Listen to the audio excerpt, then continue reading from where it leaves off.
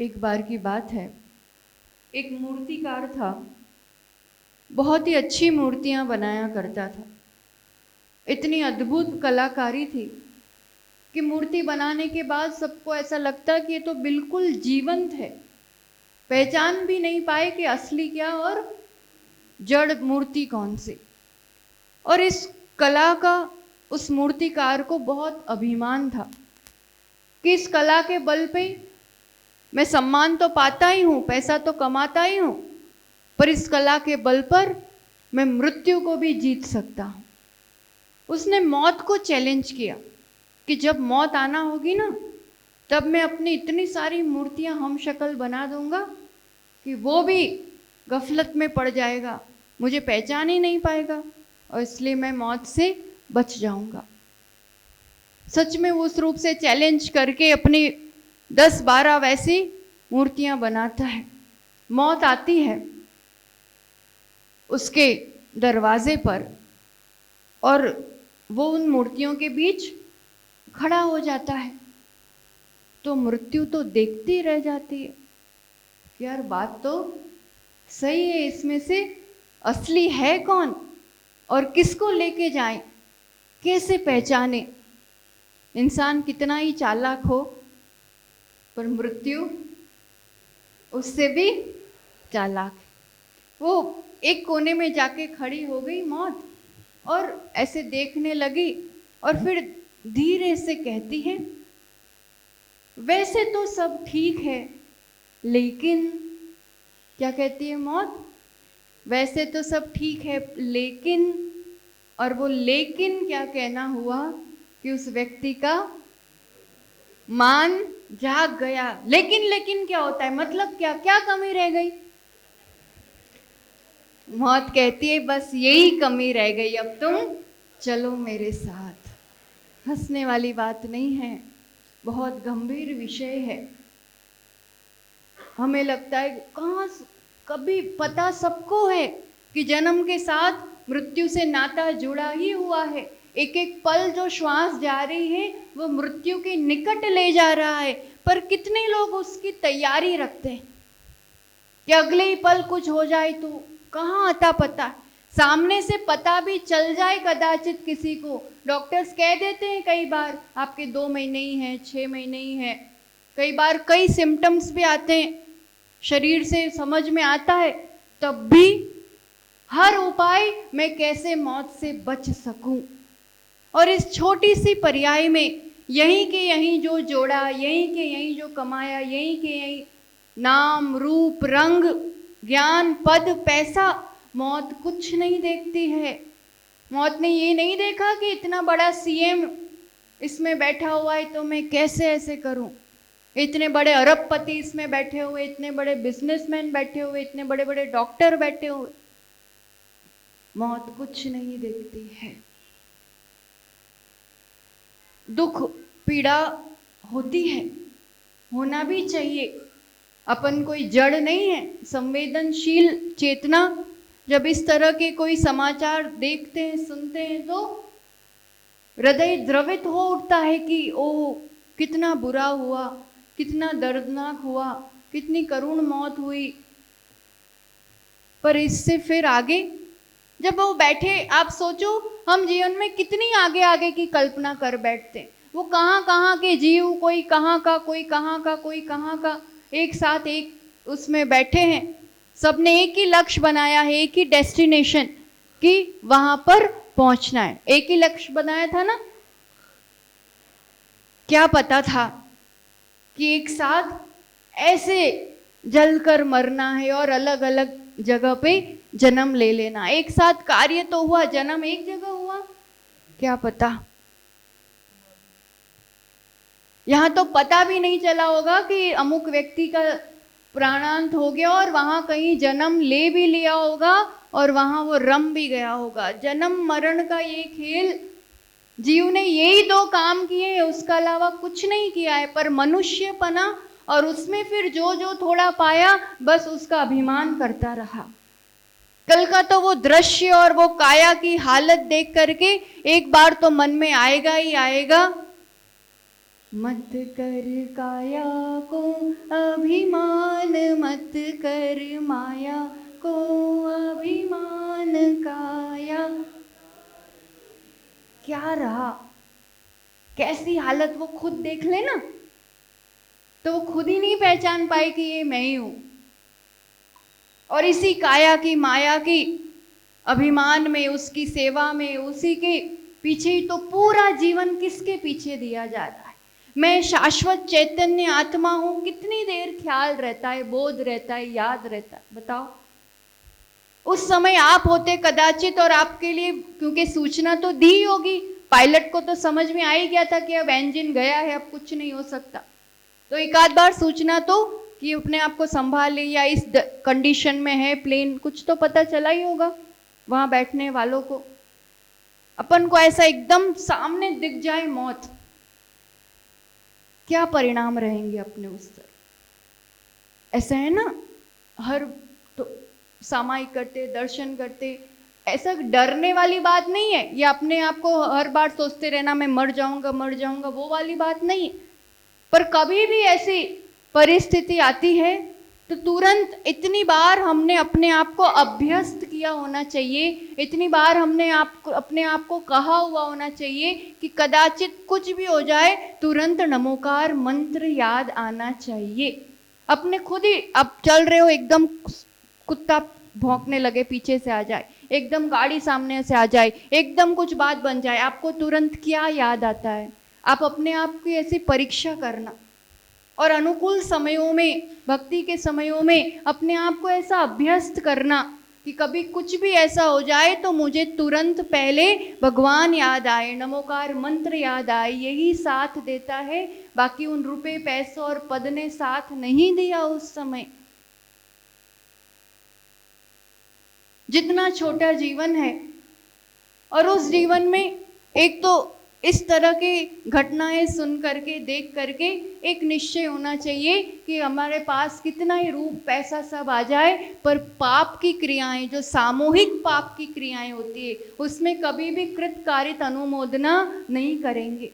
क्योंकि सामूहिक रूप से पाप बंद किसी चीज की अनुमोदना की होगी, किसी रूप से उस वक्त ऐसा कार्य किया होगा,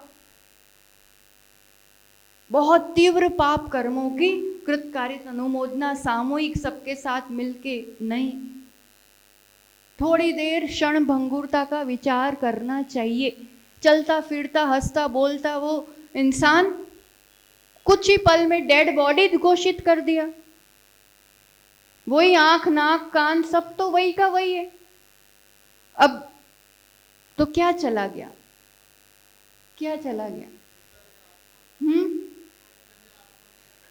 ऐसी घटनाएं सीधा उस चैतन्य शक्ति आत्मा के अस्तित्व के लिए हमारी श्रद्धा बलवंत करती कि नहीं, ऐसी कोई शक्ति है जो इस बॉडी को गवर्न कर रही थी, जिस शक्ति से वो बोल रही थी, चल रही थी, सब कर रही थी।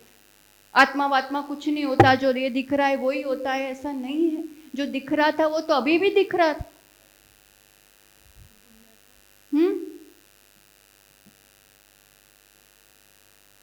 चेतना की शक्ति, चेतना के अस्तित्व। मरा कौन, ये बताओ, मरण किसका होता है? मरण किसका होता है? शरीर का होता है कि आत्मा का होता है?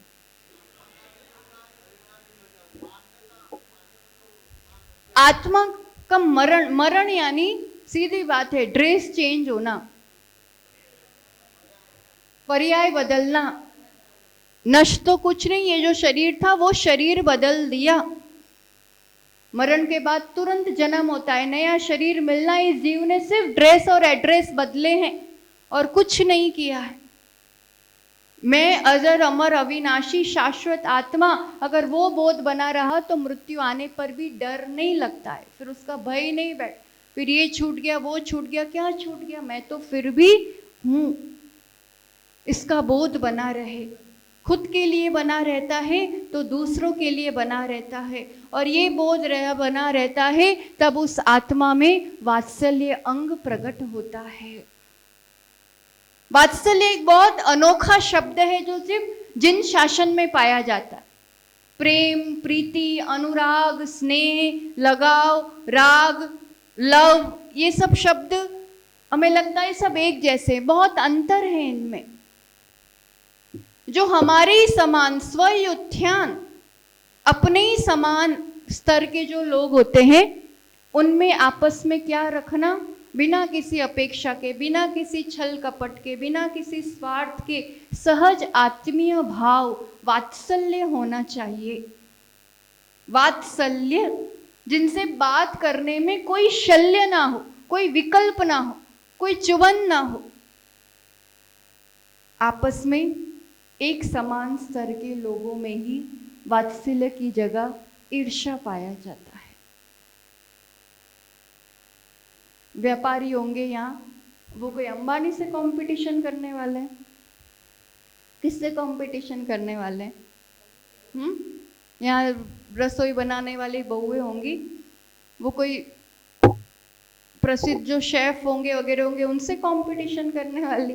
किससे करने वाले हैं अपन? आपस में हम जिनके आसपास रहते हैं, मेरे ही जैसे दुकान वाला बाजू में होगा, मेरे ही जैसे व्यापारी होगा, मेरे ही घर के लोग होंगे, हम जिस फील्ड में हैं या जो कार्य करते हैं, हम जिस क्षेत्र में है, और हमारे समान उन साधर्मी में जहाँ आपस में एक दूसरों के पूरक बनना है, प्रेरक बनना है, वात्सल्य रखना है, वहीं एक दूसरों के गुणों को, सफलता को, उन्नति को, अच्छाई को पचा नहीं पाना। बदहजमी रहती है किसी किसी को थोड़ी थोड़ी, दूसरे की उपलब्धियों को पचाना, इतनी स्ट्रॉन्ग डाइजेस्टिव सिस्टम होना चाहिए। उसके लिए बड़ा हृदय चाहिए, जिसका जितना बड़ा स्ट्रॉन्ग हृदय होता है ना, वो उतने सबको स्वीकार कर पाता है, सबका अच्छा हो। कहते हैं हम सुखी रहे सब जीव जगत के, और पड़ोसी का ही घर एक माला ऊपर हो जाए, बड़ी गाड़ी लेके आ जाए, फिर गाय कि सुखी रहे सब जीव जगत के, तो मजा आए। आओ, इतना कहाँ से आ गया उसके पास? अभी तो यहाँ मेरे साथ इस सोसाइटी में रहता था, अब तो वहां बड़ा बंगला ले लिया। होता है कुछ कुछ ऐसा। वो जब तक होता है ना, तब तक अभी वात्सल्य भाव इस हृदय में प्रकट नहीं हुआ है। 8 अंग सम्यक के जिसके आत्मा में प्रकट हुए होंगे, उनकी तो कभी भी ऐसी करुण मौत होने वाली नहीं है। उन्हें तो देवता भी आकर के समाधि मरण कराएंगे। जिसे अपने आत्मा का बोध हो गया है, उसको सब में अब वो गुणी आत्मा दिखती है। अब वो पर्याय नहीं दिखती है कि बहू है, कि सास है, कि बेटी है, कि ऐसा काम की दुकानदार है, कि व्यापारी है, ये नहीं दिखता है। पर्याय बुद्धि और ऊंचा नीचा ये सब बाहर है, सबके भाग्य और पुरुषार्थ के अनुरूप। छोटा सा जीवन, कहाँ आपस में कितना योग संयोग है, कब कौन कहाँ बिछड़ जाता है, उसमें आपसी वैर, लड़ाई, ईर्ष्या, इसी में समय और ऊर्जा गवा देंगे। किसका क्या बचा? जो थोड़ा जीवन है उसमें प्रेम नहीं दे सकते हम, निस्वार्थ प्रेम नहीं दे सकते कि बस मेरे पास सिर्फ प्रेम हो देने के लिए, तुझे देना हो तो दे, नहीं देना हो तो नहीं दे। हम किसी को प्रेम देंगे, वात्सल्य देंगे, तो सबसे पहले किसको वो फील होगा? कौन अनुभव करेगा इसका? खुद। सबसे बड़ी आज रुपया, पैसा, सुविधा, सब चीजें, दुनिया में सबसे बड़ी कमी किसी को लगती है तो आपसी प्रेम की कमी लगती। वो कमी, वो कमजोरी, इसी के कारण व्यक्ति डिप्रेशन में, इसी के कारण व्यक्ति एक असंतुष्ट है। कहीं ना कहीं जो रिश्ते भी, योग संयोग भी बने हैं, उसमें भी राग है, अपेक्षाएं हैं, वात्सल्य नहीं है। मैंने तो इतना किया, पूरा हिसाब किताब रहता है ना, एक एक घटना, एक एक काम, मैंने तो इतना किया, मैंने तो आपके लिए इतना किया।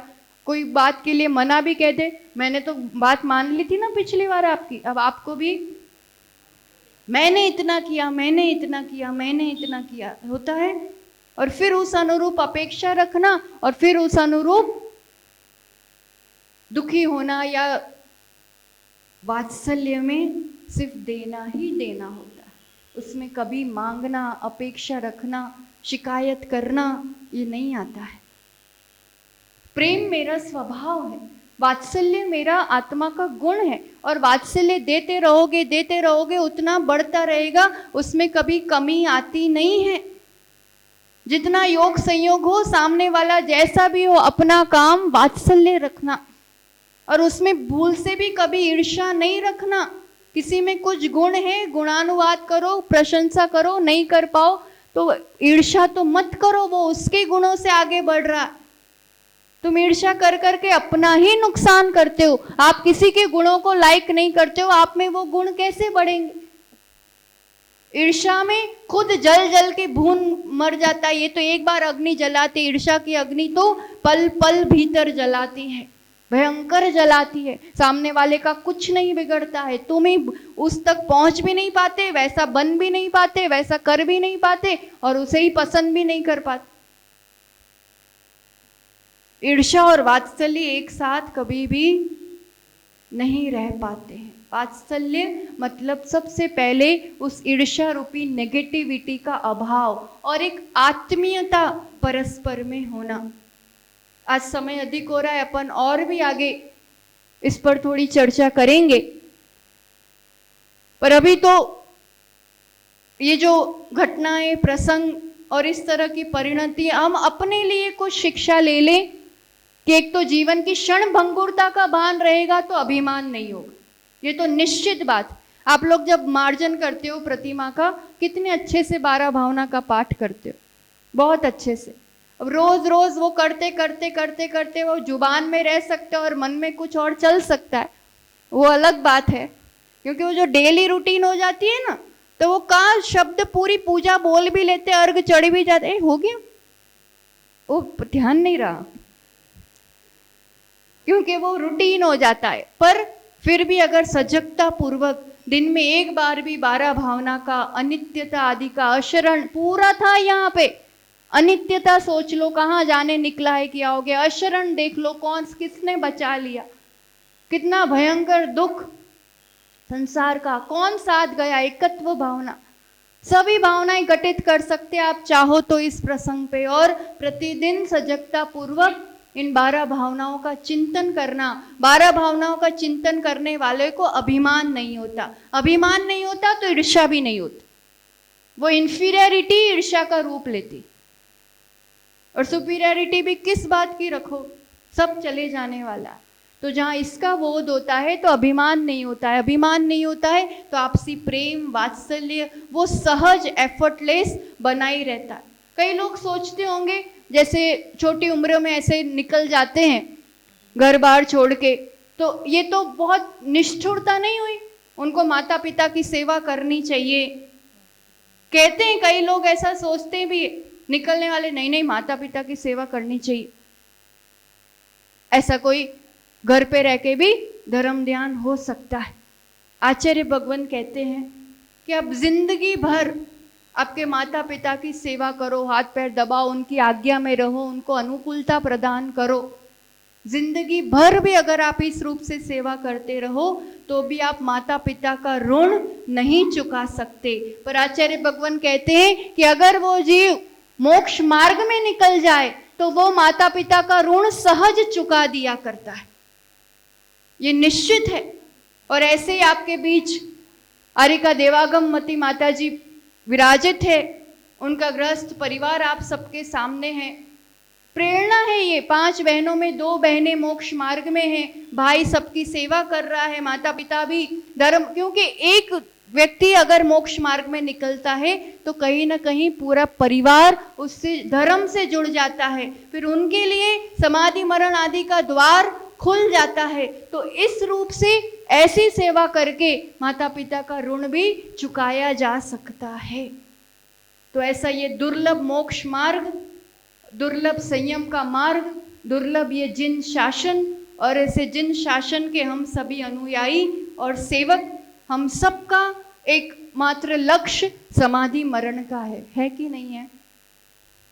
है कि नहीं है? तो आज जब अपने ही आसपास, क्योंकि आप लोग के पास भी इतने सारे फोन आए होंगे, आप मेघाणी नगर में रहते हो, आप ठीक तो हो, आप ठीक तो आए होंगे ना? बहुत आए, पूरा दिन यही किया है ना मगन जी? और हम अपने आप को पुण्यशाली मानते हैं कि हम उसके अंतर्गत नहीं थे। अब ऐसी स्थिति में हम सबकी भावना समाधि मरण की है। हमें एक संकल्प लेना चाहिए कि प्रतिदिन कम से कम एक नमोकार मंत्र की माला, एक माला तो कम से कम, किसी को 2-3 अपनी उम्र या किसी भी हिसाब से शुरू करना हो, कि मेरा सम्यक समाधि मरण हो। इस उद्देश्य से, इस भावना से मैं प्रतिदिन एक नमोकार मंत्र की माला फेरूं। अपन जैसा बीजारोपण करते, जिस भावना से, जिस उद्देश्य से कोई कार्य करते, तो फिर निमित्त परिस्थितियां आपको उस अनुरूप सहायक होती ही होती है। अभी आयु बंद नहीं हुआ होगा तो भी अच्छे से होगा, और हो भी क्या होगा तो आगे मेरे लिए वैसी सहायता कर सकते। कौन कौन संकल्प करता है आज? हम तो पहले करेंगे, आज से, अभी से, इस निमित्त से एक नमोकार मंत्र की माला। कौन कौन करेगा? कि सभी संकल्प करें, मेरा सम्यक समाधि मरण हो, देव शास्त्र गुरु की सन्निधि मिले, नमोकार मंत्र का श्रवण मिले, नमोकार मंत्र का स्मरण हो चित्त में। ऐसी भावनाओं से ये देह विसर्जित हो। इसलिए मैं आज से अपने समाधि मरण की भावना से एक नमोकार मंत्र की माला अवश्य फेरूंगा, है ना? सभी, कदाचित किसी कारण से रह जाए तो दूसरे दिन 2 कर लेना, पर इस रूप का पुरुषार्थ हम सभी करें और हम सबका सम्यक समाधि मरण हो, सम्यक के सारे अंग हमारे जीवन में जीवंत हो। इसी मंगल भावना के साथ जय बोलो आचार्य भगवान सुनील सागर जी गुरुदेव की।